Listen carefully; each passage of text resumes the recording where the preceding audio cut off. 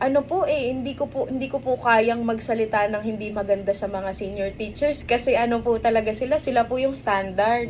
Kaya po nagkaroon ng upgrade, kaya po nagkaroon ng ganito pala dapat ang gawin kasi sila po yung naging role model. Hanggang ngayon nga po, dala-dala ko pa rin kung paano po sila nagturo.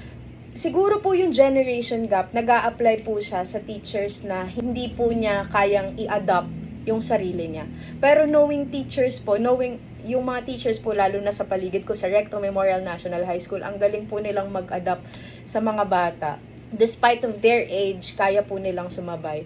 At saka po, isa din po kasi sa nagiging problem ng mga teachers na na mga senior teachers ngayon is yung social, hindi lang po yung social media, technology po. Nahirapan po sila sa paggamit ng PowerPoint, Excel, and things as that. Pero kahit nahirapan po sila, they are still trying their